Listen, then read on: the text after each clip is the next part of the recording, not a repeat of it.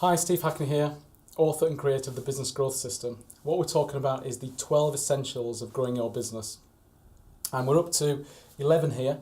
What we're talking about today is the sales meeting choreography. So if you're in a business where you have a sales meeting, so you're selling your products or services via a meeting, this is what you need to put in place.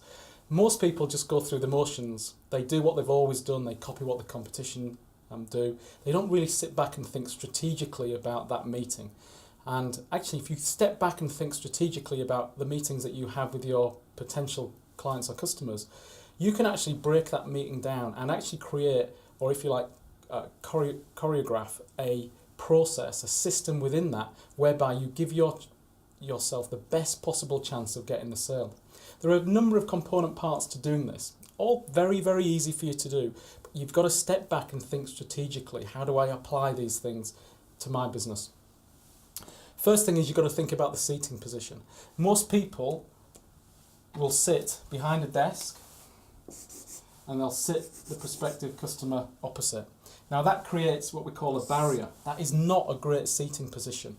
If you've only got a square or rectangle table, what you need to do is either bring your chair back around here so you're both on that side, or maybe move it to the corner and sit the person you're meeting on the corner. Ideally, get a small round table and then there's no barrier at all. So seating position is really important. You might not think it is, but I can assure you that it is.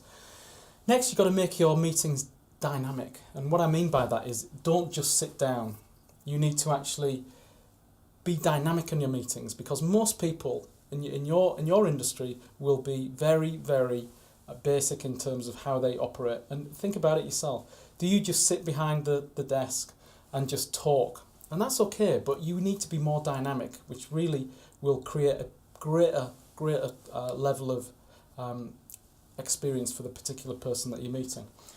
You should also create multimedia elements to the meeting as well. So again, you don't just want to be sat down talking. So obviously you've got the verbal element of the meeting, which is clearly very important, but create handouts, maybe show them a video, have a short PowerPoint presentation, and use a flip chart. Using flip charts are great because again, it creates that dynamic sort of approach to the meetings. And it actually makes you look like the authority, the expert, and using flip charts is a fantastic way to gain that credibility and that expert status. That's all you need to think about in terms of creating a sales meeting that really does make a difference. But as I said right at the start, you've got to kind of step back from how you do things at the moment and think strategically, right, how can I positively influence the experience that I'm giving to the potential customer, with obviously the end goal being getting them to sign and become a customer at the end of that meeting. Okay, that's the end of part 11. I'll see you for the final part shortly.